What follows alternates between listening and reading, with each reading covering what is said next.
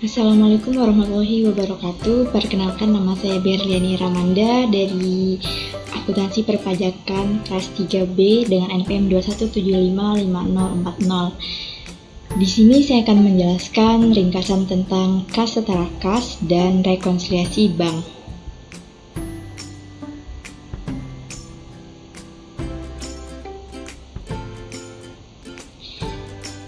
Di sini saya akan menjelaskan apa itu kas, setara kas, dan rekonsiliasi bank. Poin-poinnya yaitu definisi kas dan setara kas, komposisi kas, pelaporan kas, pembatasan kas, overdraft bank dan ekuivalen bank, metode kas, definisi rekonsiliasi bank, dan bentuk rekonsiliasi bank. Definisi kas dan setara kas yaitu kas adalah saldo kas dan rekening giro deposit, sedangkan setara kas merupakan investasi yang sifatnya sangat liquid, berjangka waktu pendek, dan yang dapat dengan cepat dijadikan kas dalam jumlah yang dapat ditentukan dan memiliki risiko perubahan nilai yang tidak signifikan. Contohnya investasi segera jatuh tempo 3 bulan atau kurang, saham tidak termasuk kecuali preferen yang jatuh temponya telah ditentukan, cerukan, atau termasuk dalam kas setara kas. Kas merupakan alat pembayaran yang siap dan bebas dipergunakan untuk membiayai kegiatan umum perusahaan. Kas juga merupakan aktiva lancar yang paling liquid, media pertukaran standar, dan dasar pengukuran akuntansi untuk semua pos-pos lainnya. Komposisi kas dalam PSAK nomor 2 paragraf 6 dinyatakan bahwa yang boleh dimasukkan sebagai setara kas adalah aktiva yang dimiliki untuk memenuhi komitmen kas jangka pendek, bukan untuk investasi atau tujuan lainnya. Yang termasuk ke dalam komposisi kas adalah semua elemen yang dapat diterima bank sebagai setoran sebesar senilai nominalnya setiap saat. Adapun yang tidak termasuk kas adalah deposito berjangka, cek kosong, cek mundur, perangko, overdraft bank, terjadi apabila suatu cek ditulis dalam jumlah yang melebihi saldo rekening giro perusahaan di bank, tetapi bank tetap membayarnya, sehingga hal ini dilaporkan dalam kelompok utang lancar. Kemudian ada pelaporan kas. Masalah-masalah yang berhubungan dengan pelaporan kas yaitu kas yang dibatasi atau restriktif, overdraft bank, dan ekuivalen kas. Kemudian ada pembatasan kas. Contoh kas yang disisihkan, kas kecil, penggajian, dan dana dividen.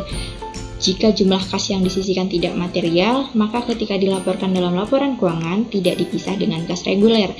Jika jumlahnya material, maka harus dipisahkan dengan kas reguler. Kas yang dibatasi diklasifikasikan dalam kelompok aktiva lancar atau aktiva jangka panjang tergantung periode pemakaiannya.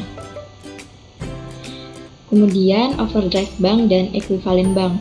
Overdraft bank yaitu terjadi apabila suatu cek ditulis dalam jumlah yang melebihi rekening kas. Overdraft bank harus dikelompokkan dalam kelompok kewajiban lancar atau utang usaha. Jika jumlahnya material, maka harus diungkapkan dalam catatan laporan atas keuangan.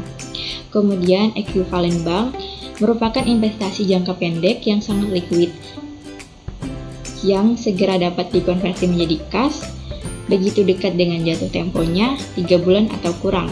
Contoh ekuivalen kas yaitu sertifikat deposito dan surat-surat berharga jangka pendek yang jatuh tempo kurang dari 3 bulan. Kemudian ada metode kas. Metode kas dibagi menjadi dua, yaitu metode impres dan metode fluktuasi. Metode impres, di dalam sistem ini jumlah dalam rekening kas kecil selalu tetap, yaitu sebesar yang diserahkan kepada kasir kas kecil pada waktu pembentukan kas kecil. Dalam sistem impres, pencatatan terhadap pengeluaran-pengeluaran kas kecil dilakukan pada saat pengisian kembali. Kemudian metode fluktuasi, dalam metode ini saldo rekening kas kecil selalu berubah sesuai dengan jumlah pengisian kembali dan pengeluaran-pengeluaran dari kas kecil. Pada metode ini, pencatatan terhadap pengeluaran kas kecil dilakukan setiap terjadi pengeluaran. Berikut merupakan contoh jurnal untuk metode impres dan metode fluktuasi. Pada metode impres, biaya-biaya yang perinciannya kecil tidak di jurnal, sedangkan pada metode fluktuasi itu di jurnal. Kemudian ada definisi rekonsiliasi bank, yaitu menjelaskan setiap perbedaan antara catatan kas bank dan catatan perusahaan. Hal-hal yang menimbulkan perbedaan bisa saja terjadi akibat deposito dalam perjalanan, cek-cek yang beredar, beban bank, kredit bank, dan kesalahan bank atau perusahaan. Kemudian bentuk rekonsiliasi bank. Rekonsiliasi bank yang pertama yaitu rekonsiliasi saldo akhir. Di dalamnya ada laporan rekonsiliasi saldo bank dan saldo kas, kemudian laporan rekonsiliasi saldo bank kepada kas. Yang kedua, rekonsiliasi saldo awal, penerimaan, pengeluaran, dan saldo akhir. Di dalamnya terdapat laporan rekonsiliasi saldo bank kepada kas, yaitu dalam bentuk 4 kolom, dan laporan rekonsiliasi saldo bank dan kas dalam bentuk 8 kolom. Berikut ini contoh dari laporan rekonsiliasi saldo bank dan saldo kas.